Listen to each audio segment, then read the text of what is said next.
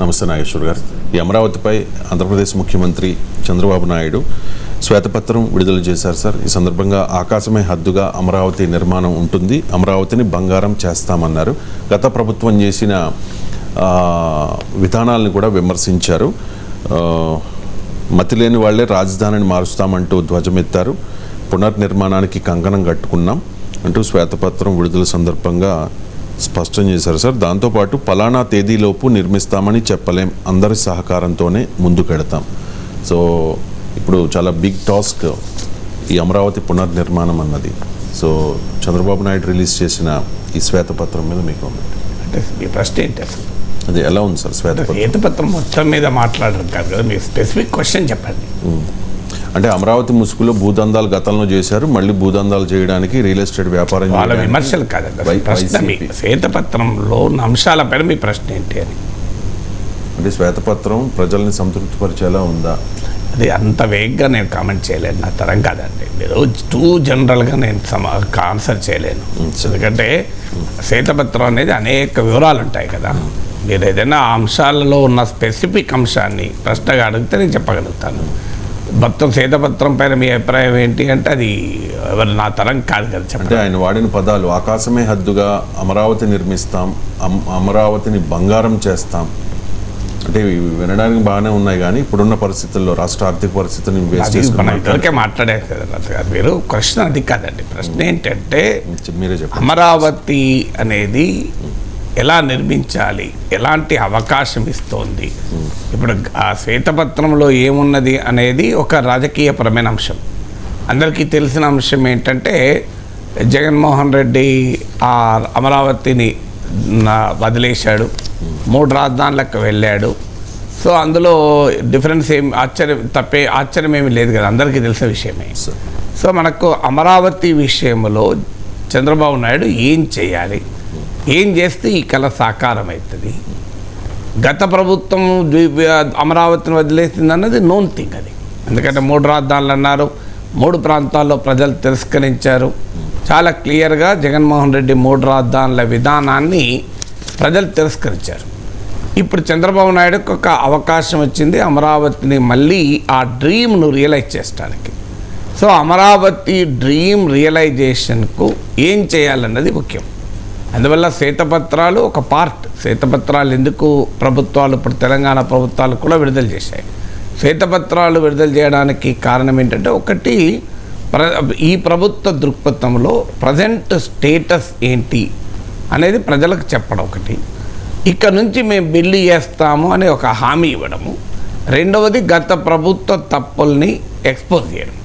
అందువల్ల శ్వేతపత్రము ఒక political weapon. ఏ ప్రభుత్వానికైనా ఎవరు అధికారంలోకి వచ్చినా గత ప్రభుత్వాల తప్పిదాలను జనం ముందు ఉంచటానికి ఒక వెపన్ లాగా ఉంటుంది. కానీ అల్టిమేట్గా జరగాల్సింది ఏంటి, ఇప్పుడు అమరావతి నిర్మాణం. సో అమరావతి నిర్మాణము ఎలా జరగాలి అనేది ఇప్పుడు అందరము చర్చించాలి. ఎందుకంటే చంద్రబాబు నాయుడు సలహాలు ఎవరిదైనా తీసుకుంటామని. సో అంతకుముందు నారాయణ 2.5 సంవత్సరాల్లో పూర్తి చేస్తానన్నాడు. ఇప్పుడు చంద్రబాబు నాయుడు సమయం చెప్పలేము అంటున్నారు అని కూడా ఎవరైనా అనొచ్చు.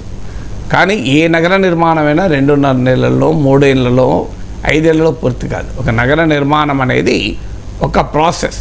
ఆ ప్రాసెస్లో పూర్తి కావాల్సింది. బహుశా నారాయణ అన్నది ఏమన్నా వర్కింగ్ క్యాపిటల్.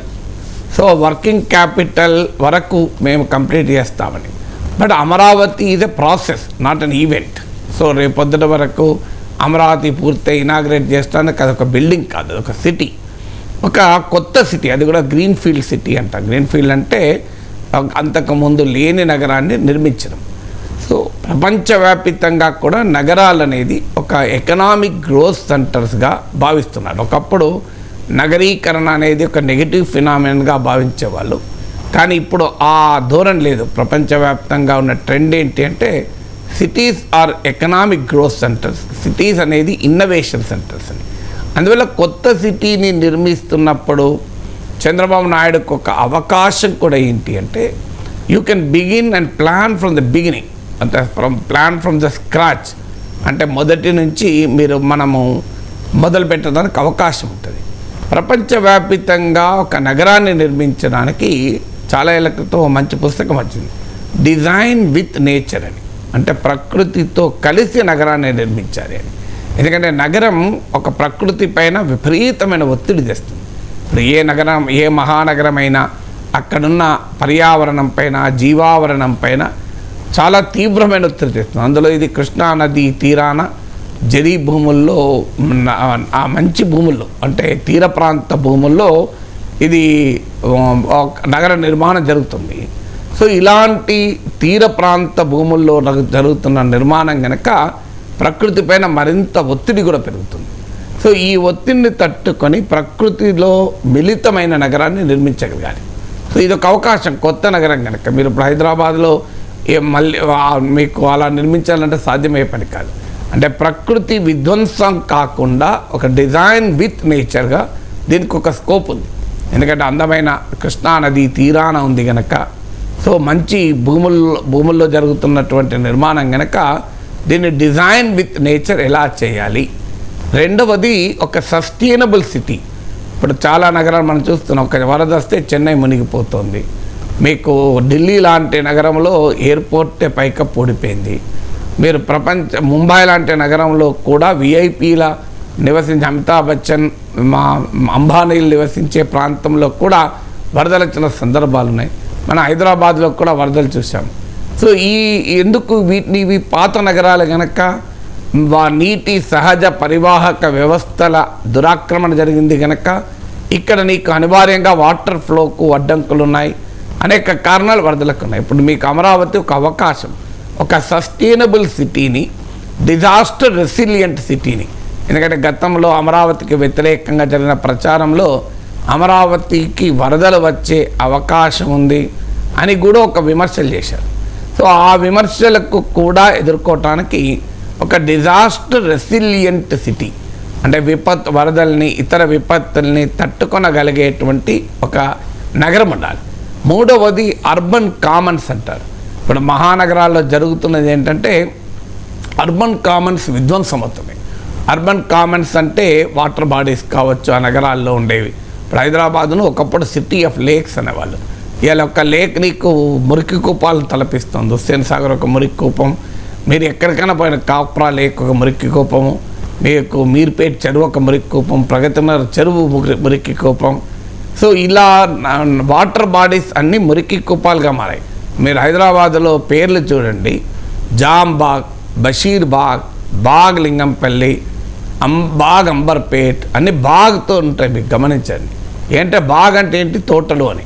అంటే ఒకప్పుడు అందమైన తోటలతో హైదరాబాద్ నగరం ఉండేది. అందుకే మీకు ఇప్పటికీ కూడా ఆ బాగ్ అనే పేరు ఇప్పటికీ కూడా ఆ ప్రాంతాలకు ఉన్నాయి.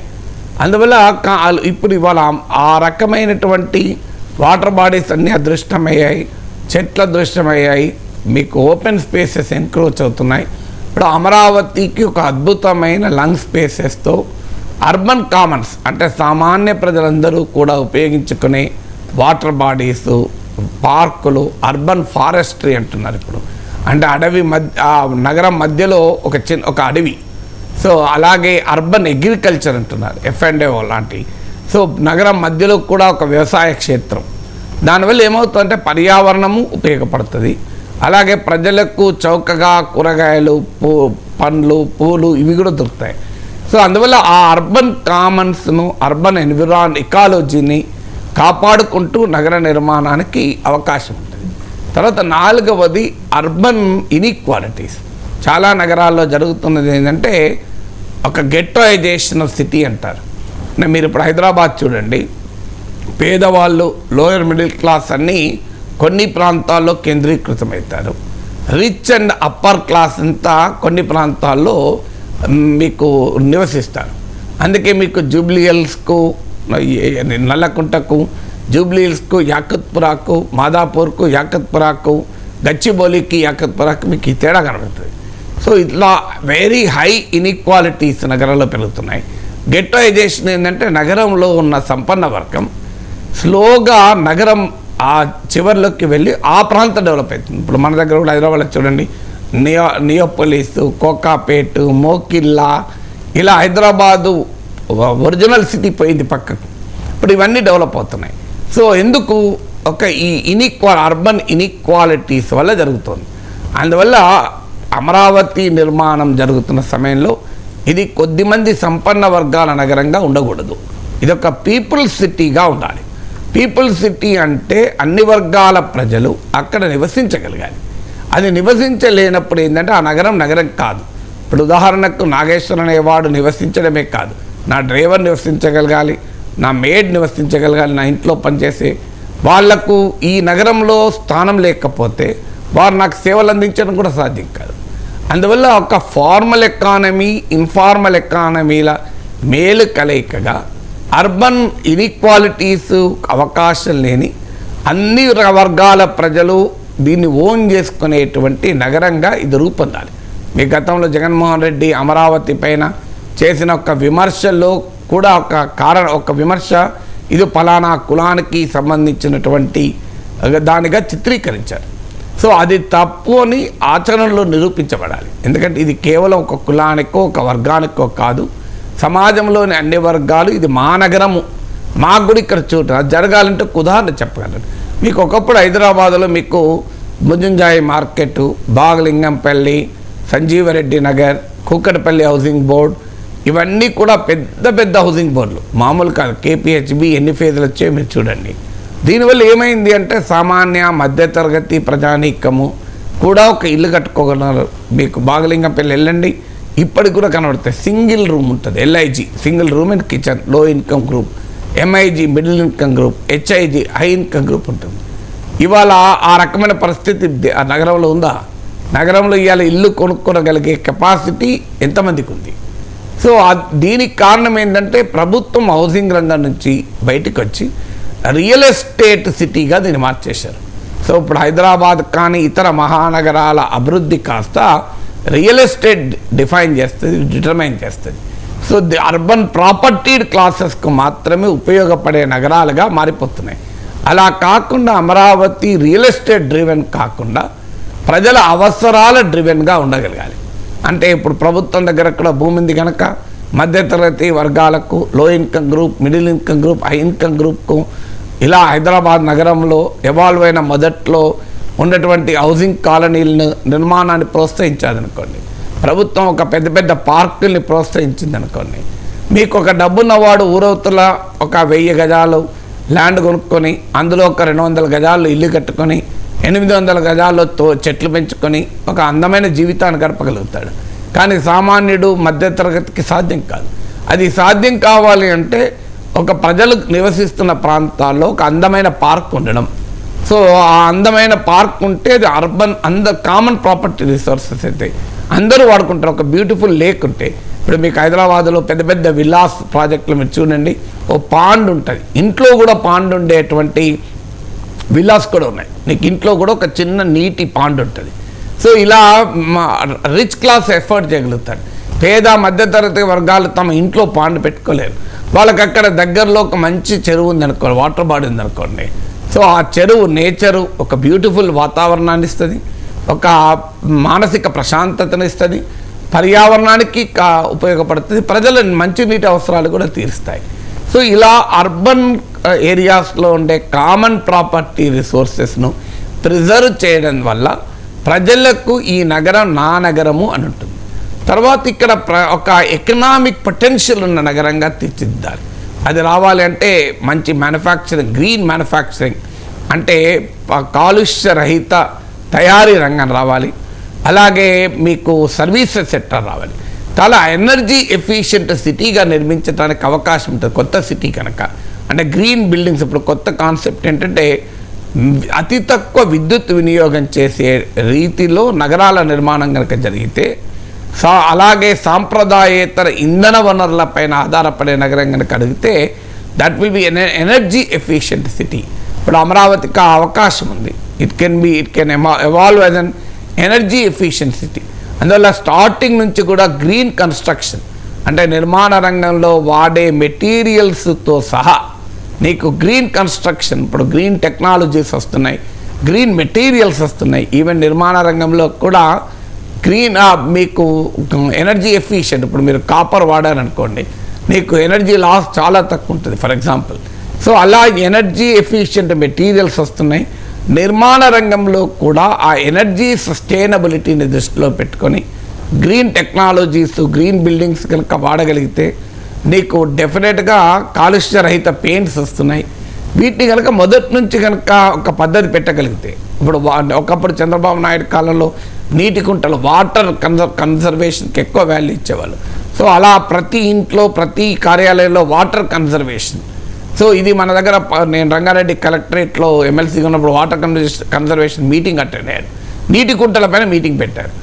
నాకు డౌట్ వచ్చి ఈ కలెక్టరేట్ విశాల ప్రాంగణంలో నీటి కుంట ఉందా అని అడిగారు. లేదు. కానీ ఒక రోజంతా పెద్ద సమావేశం పెట్టి నీటి కుంటల్ని ప్రోత్సహించాలి ఒక మీటింగ్ పెట్టారు. ఆ కలెక్టర్ ఆఫీస్లోనే నీటి కుంట లేదు.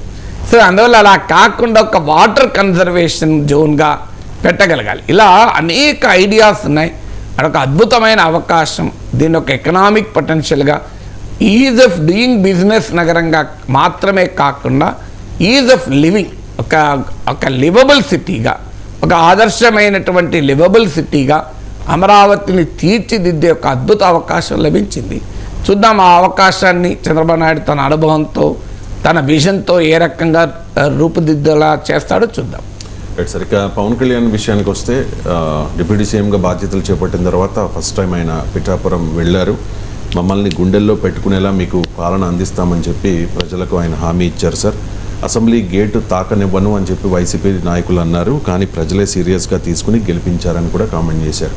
అండ్ దానికి తోడు పవన్ కళ్యాణ్ రీసెంట్గా జీతం తీసుకోను, నాకు ఫర్నిచర్ ఏమీ ఇవ్వద్దు, ఎందుకంటే నాకు అప్పగించిన శాఖలు చాలా ఇబ్బందుల్లో ఉన్నాయి ఆర్థికంగా అని. అండ్ ఇంకొకటి క్లారిటీ ఇచ్చారు సార్, సినిమాల్లో నటించడానికి ఇంకా 3 నెలలు టైం పడుతుంది అని చెప్పి. ఇప్పుడున్న పరిస్థితుల్లో డిప్యూటీ సీఎం హోదాలో ప్రజలకు మంచి చేస్తే కొన్ని కోట్ల మందికి ఆయన మంచి చేయవచ్చు. అదే సినిమా ఒకవేళ హిట్ అయితే కొన్ని లక్షల మంది మాత్రమే ఆదరిస్తారు. అంటే మిమ్మల్ని సలహా అడిగితే ఆయన డిప్యూటీ సీఎంగా వ్యవహరించాల్సిన అవసరం ఉందా, లేకపోతే ఆయన ఒక అసలు ఆ రెండింటి మధ్య పోటీ ఎందుకుంది? ఆయన అనడమే deputy CM versus cinema hero చాయిస్లో ఏది అని కాదు కదా ఆయన. ఇంకొకటి యాడ్ చేస్తాను సార్ ఇక్కడ. గతంలో వైసీపీ నాయకులు, గతంలోనే కాదు ఎన్నికలు అయిపోయిన తర్వాత, ఫలితాలు వచ్చిన తర్వాత కూడా పవన్ కళ్యాణ్ ఒక part time politician, weekend politician ఎద్దేవా చేశారు. కానీ అలా కాకుండా ఆయన ప్రజల్లోనే ఉంటూ ఉన్నారు. ఈ మధ్య కాలంలో గెలిచిన తర్వాత ఇంక ఫ్రీక్వెంట్గా ప్రజల్లో ఉంటూ ఉన్నారు. గెలిచిన తర్వాతే కదా, గెలిచిన ముందు కూడా ఉన్నారు కనుక 21 సీట్లు వచ్చాయి కదా. మరి ఫుల్ టైం పొలిటీషియన్కి 11 సీట్లు వచ్చాయి కదా. పార్ట్ టైం పొలిటీషియన్ కూడా 21 సీట్లు వచ్చాయి కదా. ఇప్పుడు ఫుల్ టైమా పార్ట్ టైమా అని కాదు కదా, అల్టిమేట్గా రిజల్ట్ ఏమొచ్చిందని కాదు కదా. 16 గంటలు చదివి ఫెయిల్ అయితే ఏం లాభం? గంట చదివి టాప్ ర్యాంక్ తెచ్చుకున్నాడు కదా పవన్ కళ్యాణ్, మంచిదే కదా అది. సో అందువల్ల ఈ full time part time issue కదా, అల్టిమేట్గా result issue. Jaganmohan Reddy strike rate ఎంత? నాట్ ఈవెన్ 8%, 7% కరెక్ట్గా చెప్పాలంటే. మరి పవన్ కళ్యాణ్ స్ట్రైక్ రేట్ 100%. ఇంకా ఫుల్ టైంలు పార్ట్ టైం వచ్చి గోల్ ఏంటి సరిగ్గా? అది అర్థం లేని గోల కదా అది. సో అది ఎవరైనా చెప్పినా నవ్వుతాడు కదా.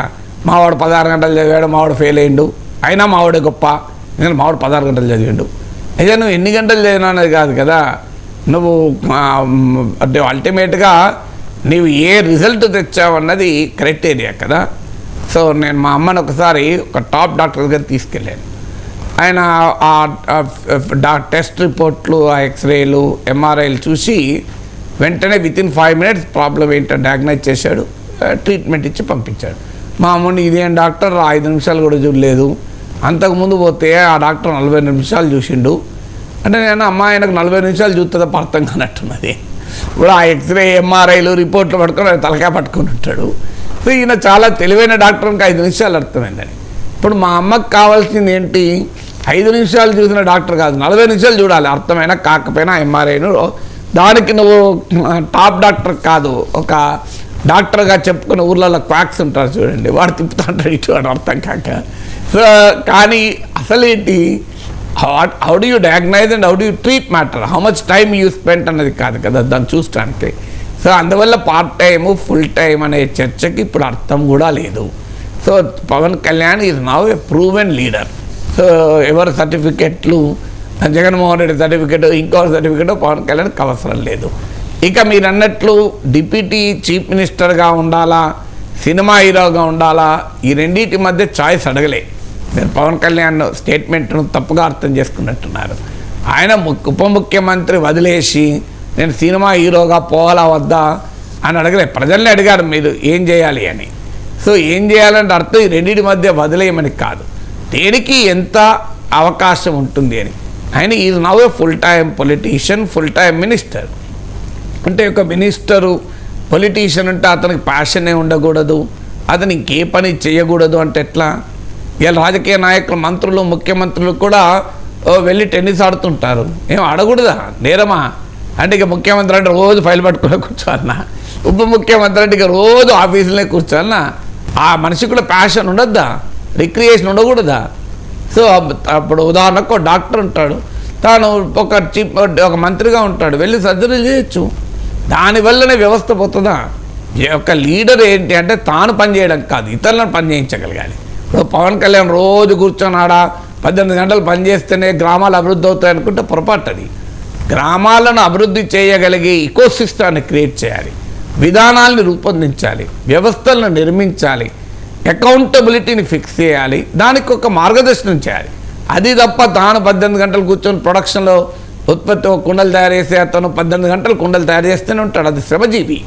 కానీ ఇది శ్రమజీవి పని మాత్రమే కాదు, ఇది బుద్ధిజీవి పని.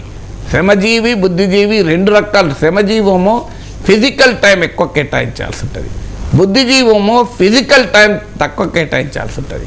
కానీ తన తెలివితేటల ద్వారా వ్యవస్థలు నిర్మించాలి, అది ముఖ్యం తప్ప అలాంటి వ్యవస్థలను నిర్మించి, అలాంటి జవాబుదారితనాన్ని ఏర్పాటు చేసి, అలాంటి గ్రామీణ అభివృద్ధి మోడల్స్ను సృష్టించి, ఒక ఇకోసిస్టాన్ని క్రియేట్ చేసి, వాటిని నిర్వహణ బాధ్యతల్ని స్పష్టంగా డివైడ్ చేసి, ఇవన్నీ చేసిన తర్వాత ఒక నెలకో 2 నెలలకో 2 రోజులు షూటింగ్ పోతే ఏమవుతుందండి? అది సినిమా ఆయన ప్యాషన్ కదా, ఆయన ప్రొఫెషనే కాదు, ప్యాషన్. ఆయనకు ఆదాయాన్ని ఇచ్చేదే అనేది పక్క పెడదాం, ఇట్ ఈజ్ ప్యాషన్ కదా. ఏ ముఖ్యమంత్రికైనా, ఏ ప్రధానమంత్రికైనా ప్యాషన్ ఉంటుంది కదా. సో నరేంద్ర మోడీకి ప్యాషన్ ఉండదా? ఉండకూడదా? నరేంద్ర మోడీకి ఒక క్రికెట్ చూడాలని ఉంటుంది, చూడకూడదా? అదే నేరం కాదు కదా. సో అందువల్ల మనకు ఒక వ్యక్తి ఒక ప్యాషన్ను పర్సీవ్ చేస్తున్నాడంటే అతను ప్రొఫెషన్ వదిలేసినట్టు, డ్యూటీ వదిలేసినట్టు కాదు. సో మన దగ్గర ఉన్న రాంగ్ నోషన్ ఏంటంటే ఇంగ్లీష్ వస్తే తెలుగు రాదు, తెలుగు వస్తే ఇంగ్లీష్ రాదు అనుకుంటారు. తెలుగు, ఇంగ్లీష్ 2 బ్రహ్మాండంగా రావచ్చు, ఇట్ ఈస్ పాసిబుల్. ఇంట్లో పని చేస్తే చదవడు అంటారు, ఆడుకునేవాడు చదువుకోడు అంటాడు. ఆడుకోవచ్చు, చదువుకోవచ్చు, ఇంట్లో తల్లిదండ్రులకు హెల్ప్ చేయొచ్చు, బ్రహ్మాండంగా చదువుకోవచ్చు. సో ఇవన్నీ మ్యూచువల్లీ ఎక్స్క్లూజివ్ కాదు. అందువల్ల ఉప ముఖ్యమంత్రి, సినిమా హీరో అనేది ఇట్ ఈస్ నాట్ మ్యూచువల్లీ ఎక్స్క్లూజివ్గా ఉండాల్సిన అవసరం లేదు. అఫ్కోర్స్ అపోర్షన్మెంట్ ఆఫ్ టైం అంటారు, అంటే నీవు ఎంత సమయాన్ని దేనికి కేటాయిస్తావు అనే విషయంలో మనిషి కావాలంటే కొంత ఎక్కువ సమయాన్ని తప్పనిసరిగా ఉప ముఖ్యమంత్రిగా కేటాయించాలి కూడా. అది అసాధ్యం. అంతకన్నా ఆయన పెళ్ళి నెలలో 20 రోజులు సినిమాలు తీస్తాడు ఇంకా పవన్ కళ్యాణ్, అది సాధ్యమయ్యే పనే కాదు కదా. సో అది క్వశ్చనే కాదు. క్వశ్చన్ ఏంటి? 2 నెలలు 3 నెలలు ఒక మంత్రిగా పనిచేస్తున్న క్రమంలో ఒక రోజు ఏమైనా 2 రోజులు టైం దొరికింది అనుకోండి, తన ప్యాషన్ కొరకు వెచ్చించవచ్చు. అదే చెప్పింది పవన్ కళ్యాణ్.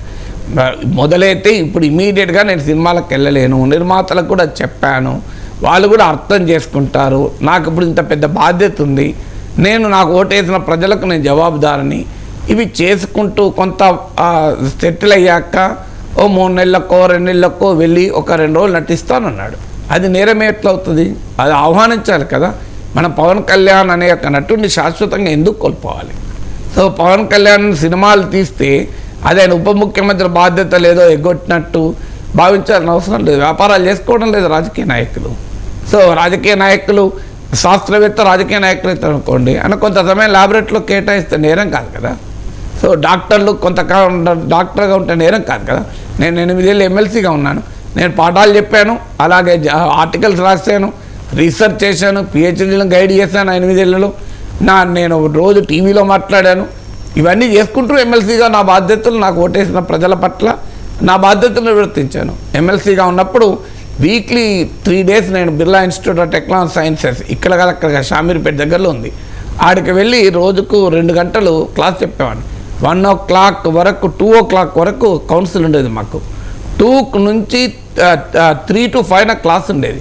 ఇంటి నుంచి లంచ్ బాక్స్ తెప్పించుకొని ముందే సెషన్ అయిపోయిన మరుక్షణమే పరుగులు తీసేవాడిని. మిగతా ఎంపీఎల్సీలు అనేవాళ్ళు ఏం సార్ అది మాట్లాడుకుని అంత పరుగులు తీస్తాం, రండి సార్ భోజనానికి వెళ్దామంటే లేదు లేదు నాకు క్లాస్ ఉంది అని ఆ టిఫిన్ బాక్స్ కార్లో తినుకుంటూ నేను 3 వరకు షామీర్పేట చేరేవాడిని.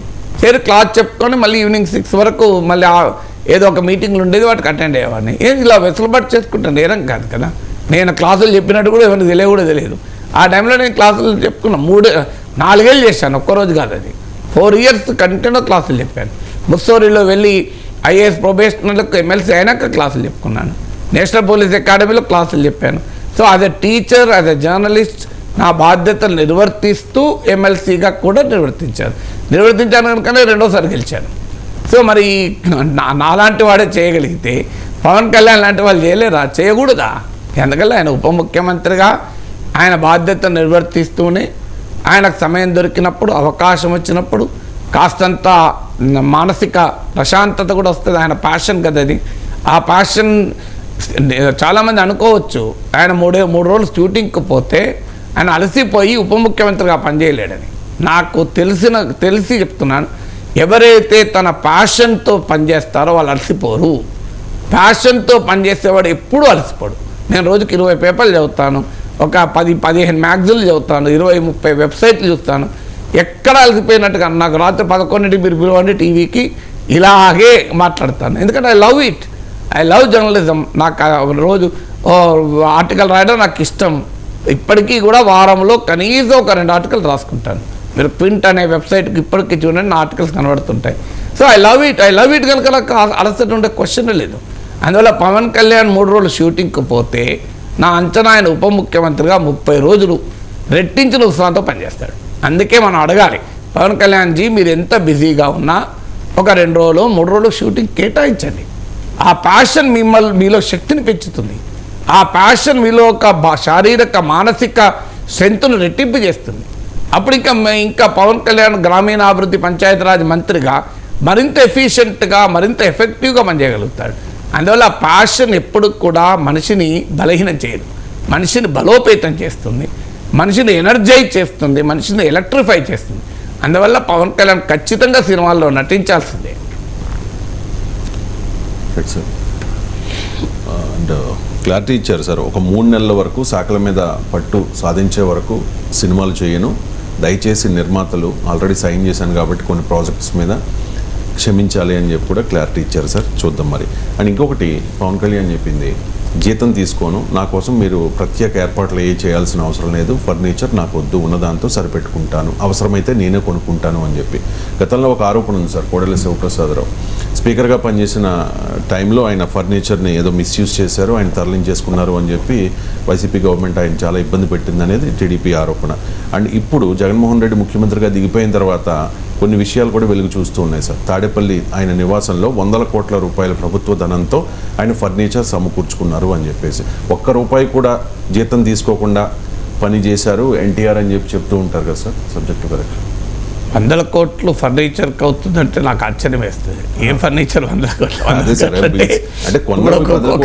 ఒక సోఫా 50 కోట్ల సోఫా ఉంటుందో నాకు తెలియదు. మరి లేదు సార్, 16 లక్షలు పెట్టి కమోడ్ అనేది నేను అనేది అంటే 100 కోట్లు అంటే 100 కోట్ల ఫర్నిచర్ అనే మామూలు విషయం కాదు. మరి నాకు తెలియదు నిజం కూడా. దాన్ని ప్రభుత్వము స్వాధీనం చేసుకొని ఎగ్జిబిట్ చేయాలి, మ్యూజియంలో పెట్టాలి. ఎందుకంటే 100 కోట్ల ఫర్నిచర్ నాకు తెలిసిన 7 స్టార్ హోటల్లో కూడా 100 కోట్ల ఫర్నిచర్ ఉండదు. 100 కోట్లు అంటే చాలా ఎక్కువ కదా. ఫర్నిచర్ అంటే ఏంటి? సోఫాలు, మీకు కార్పెట్లు, ఇవే కదా ఫర్నిచర్ అంటే. బిల్డింగ్ ఫర్నిచర్ కిందకి రాదు. సో 100 కోట్ల ఫర్నిచర్ అంటే ఒక సోఫా 200 కోట్లు ఉండాలి అంతే కదా, లేదా 500 కోట్లు ఉండాలి. అది ప్రాక్టికల్ గా నాకైతే తెలియదు. అల్టిమేట్గా ఫర్నిచర్కు 100 కోట్ల ఫర్నిచర్ అన్నారు కనుక, సో ఏదైనా 100 కోట్లు ఖర్చు కాదు, కొంత రాజకీయంగా ఎగ్జాగరేషన్ చేస్తుంటారు. ఇప్పుడు కోడెల శివప్రసాద్ విషయంలో కూడా చెప్పేదంటే ఆయన లేఖ రాశాడని, నా దగ్గర స్పీకర్గా ఉన్న సమయంలో ఫర్నిచర్ ఉంది, మీరు హ్యాండ్ ఓవర్ చేసుకోండి అని. అది లేదా దానికి గవర్నమెంట్ ప్రోటోకాల్స్లో ఉంటాయి, మీరు అంటే దానికి రేట్ చెల్లించి ఉంచుకోవడము అనే కనుక ప్రోటోకాల్ ఉందేమో తెలియదు. బట్ కోడెల శివప్రసాదరావుకు ఆ కుర్చీలు, ఆ సోఫాల కొరకు అకృతి పడతాడని నేను అనుకోను. నాకు కూడా కోడెల చాలా పర్సనల్గా తెలుసు, కానీ ఆ స్థాయికి దిగజారి దాంట్లో ₹10 తింటాడని అనుకోను. ఒక రకంగా ఆయన పైన అటాక్ జరిగిన మాట నిజం అది. సో ఆయనైనా జగన్మోహన్ రెడ్డి అయినా ప్రభుత్వ ఫర్నిచర్ ప్రభుత్వానికి హ్యాండ్ ఓవర్ చేయాల్సిందే. హ్యాండ్ ఓవర్ ప్రభుత్వం చేసుకోవాల్సిందే, దాన్ని వివాదాలు చేయాల్సిన అవసరమే లేదు. ఇప్పుడు ఆయన వెళ్ళి ఇప్పుడు జగన్మోహన్ రెడ్డి ఇంటికి పంపించి ఆ ఫర్నిచర్ తీసేసుకోవాలి. ఎందుకు ఇవ్వకూడదండి? ఫర్నిచర్ రిటర్న్ ఇవ్వాల్సిందే కదా, రిటర్న్ తీసుకోవాల్సింది. ఇవ్వనని అడ్డుపడతాడా చూడాలి కదా. నేను ఇవ్వను, ఆ సోఫా తీసుకెళ్ళొద్దు అని జగన్మోహన్ రెడ్డి ఒకవైపు, భారత్ ఒకవైపు అడ్డుపడి ఆ సోఫాను బయటకు లాక్కుండా చేస్తారా? ఏదో ప్రాపర్ పద్ధతి ఉంటుంది, నోటీస్ ఇవ్వచ్చు. నోటీస్ ఇచ్చాక పలానా రోజు లోపల మీరు హ్యాండ్ ఓవర్ చేయండి అనొచ్చు. హ్యాండ్ ఓవర్ చేయకపోతే వెళ్ళి డైరెక్ట్గా తీసేసుకోవచ్చు. ప్రభుత్వానికి అధికారాలు ఉంటాయి కదా. అందువల్ల అది ఇష్యూ, వివాదం ఇష్యూ కాదు. ఇక పవన్ కళ్యాణ్ జీతం తీసుకోకుండా పని చేయడము, ఫర్నిచర్ తీసుకోకుండా పనిచేయడం అనేది ఆహ్వానించాల్సిందే కదా, ఎవరు కాదంటారు. అదొక సింబాలిజం. దాంతోనే ఏమవుతుంది, ప్రభుత్వం జీతం తీసుకుంటేనే ప్రభుత్వం నష్టపోతుంది. పవన్ కళ్యాణ్ జీతంతోనే పంచాయతీరాజ్ గ్రామీణాభివృద్ధి శాఖ అతలాకుతలం కాదు కదా. పవన్ కళ్యాణ్ జీతం తీసుకున్నా తీసుకోకపోయినా గ్రామీణ పంచాయతీరాజ్ అభివృద్ధి శాఖలపైన పెద్ద ఆర్థిక ప్రభావం ఏమి ఉండదు. ఎంత ఉంటుంది మంత్రి శాలరీ, ఫర్నిచర్ అన్నీ కలిపినా 5-6 లక్షలు ఉంటుంది నెలకు. అంటే సంవత్సరానికి 60 లక్షలు, మొత్తం 5 ఏళ్ళకు 3 కోట్లే కదా.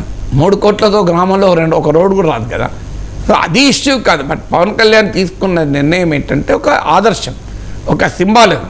సబ్స్టాన్స్లో పెద్ద తేడా రాకపోవచ్చు, కానీ సింబాలిజంలో ఒక తేడా వస్తుంది. అంటే చాలామంది మనకు ₹1 శాలరీ తీసుకొని పనిచేసిన వాళ్ళు ఉన్నారు, ఉచితంగా శాలరీ తీసుకొని పనిచేసిన వాళ్ళు ఉన్నారు.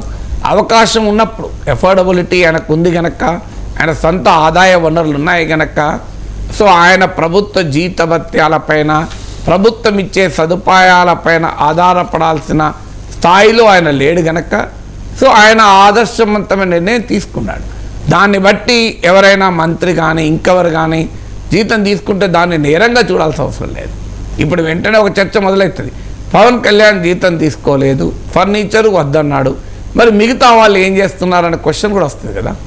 సో అందువల్ల ఆ క్వశ్చన్ రేపు ఎవరైనా రైజ్ చేయొచ్చు. దీన్ని గొప్పగా అధికార కూటమి చెప్పింది అనుకోండి, ప్రతిపక్ష కూటమి నుంచి ఒక ప్రశ్న వస్తుంది, మరి మిగతా వాళ్ళు తీసుకుంటున్నారా? ఇప్పుడు చంద్రబాబు నాయుడు తీసుకుంటున్నారు, నాకు తెలియదు ఇవన్నీ. సో ఈ ప్రశ్నలన్నీ అర్థం లేని ప్రశ్నలు అంటారు. పవన్ కళ్యాణ్ తీసుకోకపోవడాన్ని ఆహ్వానించాలి, అది సింబాలిజం, ఒక మంచి సింబాలిజం. ఆయనకు అవకాశం ఉంది, ఆయనకు ప్రభుత్వ జీతం పైన, ప్రభుత్వ సదుపాయాలపైన ఆధారపడాల్సిన అవసరం లేదు, వెసులుబాటు ఉంది. మిగతా వాళ్ళకు కూడా అవసరం లేకపోవచ్చు, అయినా కూడా అది తీసుకున్నంత మాత్రాన నేరం అయితే కాదు. ఇప్పుడు చంద్రబాబు నాయుడు శాలరీ తీసుకుంటే నేరం అవుతుందా? మిగతా మంత్రులు శాలరీ తీసుకుంటే నేరం అవుతుందా?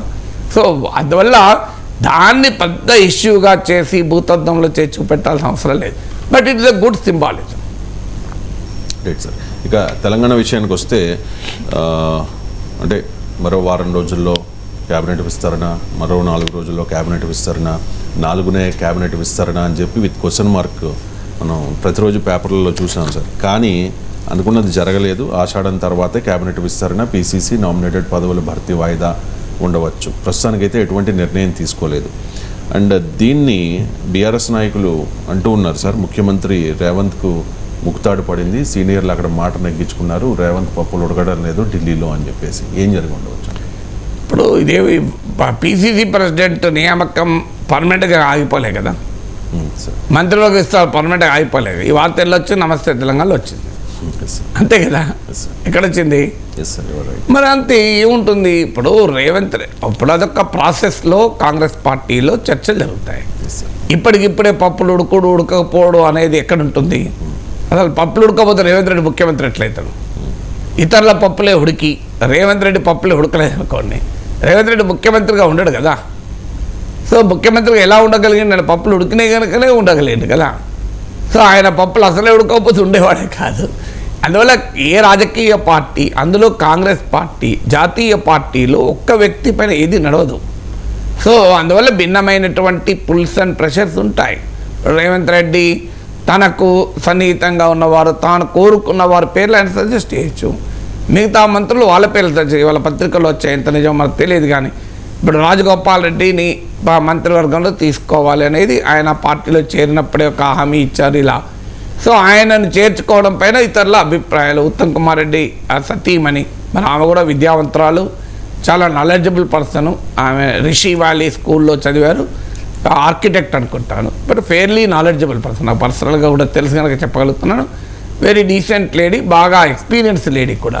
మరి ఆమె మెంత ఎందుకు కాకూడదు అనే ప్రశ్న ఉత్తమ్ కుమార్ రెడ్డి అడిగాడు. రాజగోపాల్ రెడ్డి అడుగుతానికి, ఎందుకంటే ఆయన మొత్తం ఆ జిల్లా రాజకీయాలనే ప్రభావితం చేయగలిగేవాడు. తాను గెలవడమే కాకుండా తన వాళ్ళని గెలిపించుకోగలిగే సామర్థ్యం ఉన్న నాయకుడు. ఆయన బీజేపీ నుంచి కాంగ్రెస్లోకి చేరడం ద్వారా బీజేపీ కాదు బీఆర్ఎస్కు ప్రత్యామ్నాయం, కాంగ్రెస్ మాత్రమే ప్రత్యామ్నాయం అనే భావన కలగటానికి దోహదం చేసిన వ్యక్తి. ఆయనతో పాటు పొంగులేటి శ్రీనివాసరెడ్డి, జూపల్లి కృష్ణారావు, మీకు వివేక్, వీళ్ళంతా బీజేపీ నుంచి బీఆర్ఎస్ నుంచి చేరడం వల్లనే కదా కాంగ్రెస్ పార్టీ బాగా ఊపందుకున్నది. మరీ ముఖ్యంగా రాజగోపాల్ రెడ్డి, వివేక్ వీళ్ళు బీజేపీ నుంచి వచ్చి కాంగ్రెస్లో చేరారు. అంటే బీజేపీ కాదు ప్రత్యామ్నాయం కాంగ్రెస్ అనే భావన కలగటానికి దోహదం చేసింది. అందువల్ల నాకు మంత్రి పదవి కావాలని ఆయన అడుగుతున్నాడు. ఆయన ఆర్గ్యుమెంట్ ఆయనకు ఉంది కదా. సో అలాగే దానం నాగేందర్ హైదరాబాద్కు చెందిన నాయకుడు, బ్యాక్వర్డ్ క్లాస్ నాయకుడు. హైదరాబాద్ నుంచి క్యాబినెట్లో రిప్రజెంటేషన్ లేదు. హైదరాబాద్లో పార్టీకి కాంగ్రెస్ పార్టీకి ఎమ్మెల్యే కూడా గెలవలేదు. అందువల్ల ఒక హైదరాబాద్కు చెందిన ఒక ఎమ్మెల్యేకు అందులో బీసీల ప్రాతినిధ్యం తక్కువ ఉంది అనే విమర్శలు కూడా ఉన్నాయి కాంగ్రెస్లో. అందువల్ల ఆయనకి ఇవ్వాలనేది దానా నాగేంద్ర వర్గీయులు. ఆయన నిన్నకాక మొన్న పార్టీ ఫిరాయించి వచ్చాడు, ఆయనకి ఎలా ఇస్తామనేది మొదటి నుంచి కాంగ్రెస్లో ఉన్నవారి వాదన. అలాగే ప్రేమ్ సాగర్ రావు, వివేక్ సేమ్ ఆర్గ్యం. ప్రేమ్ సాగర్ రావు బట్టి విక్రమార్కకు దగ్గర, అందరికీ తెలిసిన విషయం అది. సో చాలా సీనియర్ ప్రేమ్ సాగర్ రావు, ఎప్పటి నుంచో కాంగ్రెస్లో ఉన్నాడు.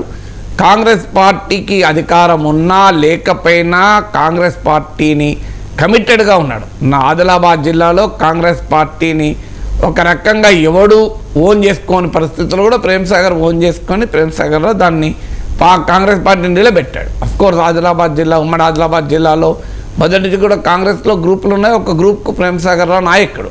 అలా అన్ని చోట్ల గ్రూపులు ఉన్నాయి. కాంగ్రెస్ పార్టీలో గ్రూపులు లేని ఎక్కడ. ఆయన బట్టి విక్రమార్క సన్నిహితుడు, రేవంత్ రెడ్డి వర్గం కాదు, అందరికీ తెలుస్తుంది. సో అందువల్ల బట్టి విక్రమార్క అవకాశం ఉంటే ఖచ్చితంగా ప్రేమ్ సాగర్ రావును మంత్రివర్గంలోకి తీసుకోవాలి అనేది ఒత్తిడి చేస్తాడు. కానీ వివేక్ ఏమో వనరులున్న నాయకుడు. సో వివేక్ ఒక జిల్లాను మొత్తం ఖర్చు పెట్టుకొని గెలిపించగలిగే సామర్థ్యం ఉన్న నాయకుడు. సో ఆయన ఇతర పార్టీల నుంచి వచ్చినా అంతకుముందు కాంగ్రెస్లో ఉండే, అందులో ఎస్సీ సామాజిక వర్గం. ప్రేమ్ సాగర్ రావుకు ఉన్న అడ్వాంటేజ్ ఆయన మొదటి నుంచి కన్సిస్టెంట్గా కాంగ్రెస్లో ఉన్నాడు. సో ఆయనకు వివేక్తో ఉన్న కాస్ట్ అడ్వాంటేజ్ లేకపోవచ్చు, కానీ ఆయనకు ఆ అడ్వాంటేజ్ ఉంది. సో ఇలా భిన్నమైన ఒక్కొక్క మంత్రి పదవికి పరస్పరం పోటీ పడుతున్న వారిలో ప్లస్ వాళ్ళకు అనుకూలమైన వాదనలు ఉంటాయి, ప్రతికూలమైన వాదనలు ఉంటాయి. ఇప్పుడు సీతక్కను హోమ్ మినిస్టర్ చేస్తే ఎలా అని కూడా వచ్చాయని ఇవన్నీ పత్రికలో వచ్చింది. నేను చెప్పేది వస్తే రావచ్చు, ఎందుకంటే సీతక్క రేవంత్ రెడ్డితో పాటు తెలుగుదేశం నుంచి కాంగ్రెస్కి వచ్చారు.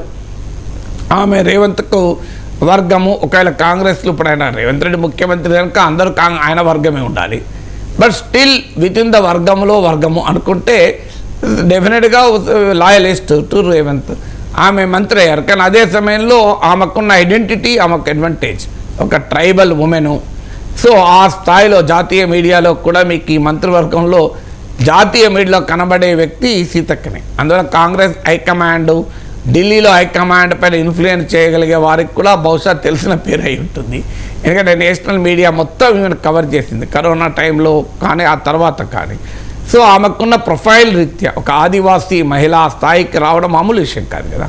సో ఆ బ్యాక్గ్రౌండ్ నుంచి సో ఒక అగ్రకులంలో పుట్టి, సో ఒక ఉన్నత డబ్బులున్న కుటుంబంలో పుట్టి, లేదు వారసత్వం తండ్రులు తాతలు రాజకీయాలు చేసిన కుటుంబంలో పుట్టి రావడం వేరు, ఒక అడవి బిడ్డ ఆదివాసీ బిడ్డ ఆ స్థాయికి రావడం అనేది మామూలు విషయం కాదు. సో అందువల్ల ఆమెకు హోంమంత్రి పదవి ఇవ్వడం ద్వారా ఆంధ్రప్రదేశ్లో కూడా ఇటీవల కాల సాంప్రదాయం మహిళకు హోంమంత్రి ఇస్తున్నారు. ఉమ్మడి రాష్ట్రంలో కూడా సవితారెడ్డికి హోంమంత్రి ఇచ్చారు. సో మీకు ఈ మహిళలకు హోంమంత్రి ఇవ్వడం అనే ఒక కొత్త సాంప్రదాయం తెలుగుండటం మొదలైంది. సో ఆ సాంప్రదాయాన్ని ఆమెకి ఇవ్వాలని ఆమె అడగచ్చు. ఆమెకి ఇవ్వడం ద్వారా ఒక రకంగా ఆమె డిప్యూటీ చీఫ్ మినిస్టర్ అని కూడా ప్రతిపాదన వచ్చింది. సో సీతక్కను హోమ్ మినిస్టర్ చేయడం ద్వారా పవర్ బ్యాలెన్స్ దెబ్బతింటుందని ఆమెను వ్యతిరేకించేవారు అనొచ్చు. సో ఇలా ఒక పెద్ద రాజకీయ పార్టీలో అనేక పుల్స్ అండ్ ప్రెషర్స్ ఉంటాయి. అందులో ఒక్కరి పప్పులు ఉడకవు. సో ఎవరి పప్పు వాళ్ళదే. కొంతమంది కందిపప్పు ఉంటుంది, కొంతమంది పెసరపప్పు ఉంటుంది, కొంతమంది మినపప్పు ఉంటుంది. సో ఓ పప్పు తొందరగా ఉడుకుతుంది, ఓ పప్పు తొందరగా ఉడకదు. సో వాటర్ని బట్టి ఉంటుంది. మీకు చాలా సాఫ్ట్ వాటర్ అనుకోండి తొందరగా ఉడుకుతుంది, హార్డ్ వాటర్ అనుకో ఉడకదు. మీరు కందిపప్పు కూడా హార్డ్ వాటర్లో వేయండి ఉడకదు, పెసరపప్పు కూడా హార్డ్ వాటర్లో వేసినా కూడా ఉడుకుతుంది. సో అందువల్ల ఇలాంటి వాటర్ పైన ఉంటుంది, హీటింగ్ పైన ఉంటుంది, పప్పు క్వాలిటీ పైన ఉంటుంది, ఉడకబెట్టేటువంటి మనిషిపై కూడా ఉంటుంది. Right sir, thank you so much sir.